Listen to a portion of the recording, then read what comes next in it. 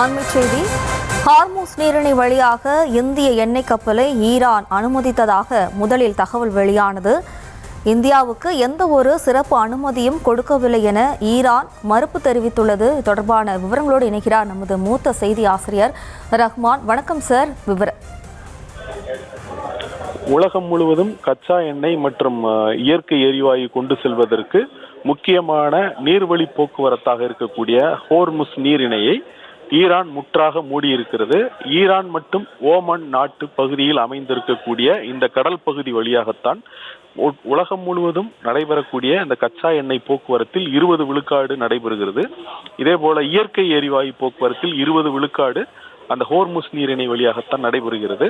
அந்த ஹோர்முஸ் நீரிணை வழியாக இந்த கச்சா எண்ணெய் இயற்கை எரிவாயு கொண்டு செல்லப்படுவது பாதிக்கப்படும் பொழுது உலகம் முழுவதும் அது தொடர்பான தட்டுப்பாடும் நெருக்கடியும் ஏற்படுகிறது. இந்தியா உள்ளிட்ட நாடுகளில் எரிபொருள் மற்றும் இயற்கை எரிவாயு தொடர்பான பற்றாக்குறை ஏற்பட்டிருப்பதற்கு அந்த ஹோர்முஸ் நீரிணை மூடப்பட்டிருப்பது மிக முக்கியமான காரணமாக இருக்கிறது. ஈரான் அந்த வழியாக எந்த விதமான கச்சா எண்ணெய் இயற்கை எரிவாயு கப்பல்களை அனுமதிப்பதில்லை. அப்படி வந்தால் தாக்குதல் நடத்துவோம் என்று அவர்கள் எச்சரித்திருக்கிறார்கள். எனவே அந்த ஹோர்முஸ் நீரிணை என்பது முற்றாக முடங்கி கிடக்கிறது. இப்படிப்பட்ட சூழலில் இந்தியாவினுடைய இயற்கை எரிவாயு அல்லது கச்சா எண்ணெய் கப்பல்களுக்கு மட்டும் ஈரான் அனுமதி வழங்கி இருப்பதாக சொல்லப்பட்டது. அதிலும் குறிப்பாக இந்தியாவை சேர்ந்த 2 அந்த கச்சா எண்ணெய் ஏற்றி வரும் கப்பல்கள் செல்வதற்கு ஈரான் அனுமதித்ததாக தகவல் வெளியானது.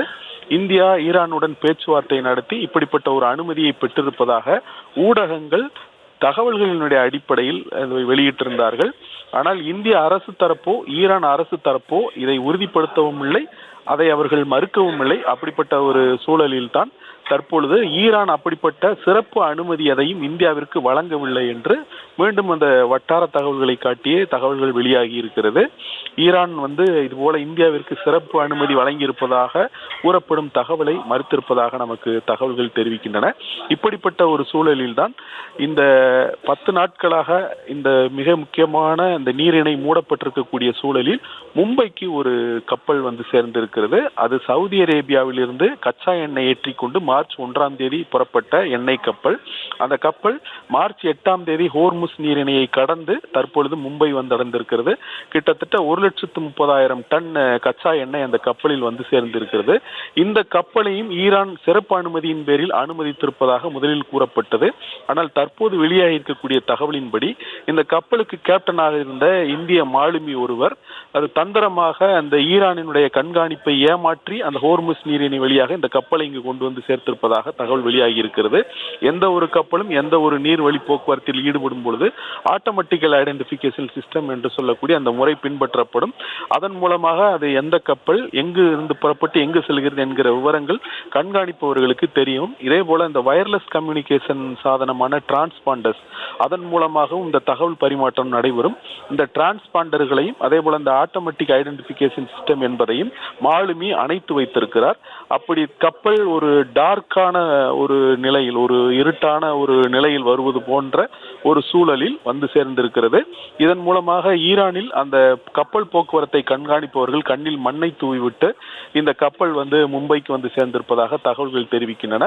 அது இந்திய மாலுமியினுடைய தந்திரமாக அவர் அந்த கண்காணிப்பை ஏமாற்றுவதற்காக இப்படி ஒரு நடவடிக்கை எடுத்திருக்கிறார் என்று சொல்லப்படுகிறது. ஆனால் பொதுவாக இந்த ஆட்டோமேட்டிக் ஐடென்டிபிகேஷன் சிஸ்டம் என்பதை கப்பல்கள் எப்பொழுதும் இணைப்பிலேயே வைத்திருக்க வேண்டும். அதுதான் கப்பலினுடைய பாதுகாப்புக்கு உகந்தது. ஆனால் அசாதாரணமான சூழல்களில் இந்த எக்ஸப்ஷனல் சிச்சுவேஷன்ஸ் என்று சொல்லக்கூடிய இது போன்ற போர் சூழல்களில் கப்பலை பாதுகாப்பாக கொண்டு வருவதற்கு மாலுமிகள் இப்படிப்பட்ட நடவடிக்கை எடுப்பார்கள். அந்த வகையில் தான் இந்த கப்பல் சேர்ந்திருப்பதாக சொல்லப்படுகிறது. அதே நேரத்தில் ஈரான் இந்திய கப்பல்கள் வருவதற்கு சிறப்பு அனுமதி வழங்கி இருக்கிறதா என்று வெளியுறவுத்துறை அமைச்சகத்தினுடைய செய்தி தொடர்பாளர் ரந்தீப்பிடம் இன்று செய்தியாளர்கள் கேள்வி எழுப்பினார்கள். அவர் ஈரானுடன் வெளியுறவு அமைச்சர் ஜெய்சங்கர் 3 முறை பேசியதாகவும் அதில் 3வது முறை பேசிய பொழுது இந்தியாவினுடைய கப்பல் பாதுகாப்பு மற்றும் எரிசக்தி பாதுகாப்பு குறித்து பேசியதாக அவர் கூறியிருக்கிறார். ஆனால் அதை தாண்டி தான் இப்பொழுது எதுவும் சொல்ல முடியாது என்று அவர் கூறியிருக்கிறார். அதாவது இந்திய கப்பல்கள் வருவதற்கு ஈரான் சிறப்பு அனுமதி வழங்கி இருக்கிறதா என்ற கேள்விக்கு அவர் நேரடியாக பதிலளிக்க மறுத்துவிட்டார். இப்போதைக்கு எதுவும் சொல்ல முடியாது, அப்படி சொல்வது ஒரு ப்ரீமெச்சூர் ஆகிவிடும், ஒரு முந்திரி கொட்டை போல ஆகிவிடும் என்பதோடு அவர் சொல்லியிருக்கிறார் என்பதை நாம் பார்க்கிறோம். எனவே இந்திய தரப்பிலும் ஈரான் சிறப்பு அனுமதி வழங்கியிருப்பதை இதுவரை உறுதிப்படுத்தவில்லை. ஆனால் அதே சமயத்தில் இந்திய கப்பல்களுக்கு சிறப்பு அனுமதி ஏதும் வழங்கியிருப்பதாக ஈரானும் உறுதிப்படுத்தவில்லை. அது மட்டுமல்லாமல் ஈரான் அரசு வட்டாரங்கள் அப்படிப்பட்ட ஒரு தகவலையே மறுத்திருக்கிறார்கள். இந்த சூழலில் இப்படி ஒரு கப்பல் வந்து சேர்ந்திருக்கிறது. 1,30,000 டன் கச்சா எண்ணெயுடன் வந்திருக்கக்கூடிய கப்பல் இங்கு ஏற்படக்கூடிய அந்த தேவைகளை தீர்க்கும் என்று எதிர்பார்க்கப்படுகிறது.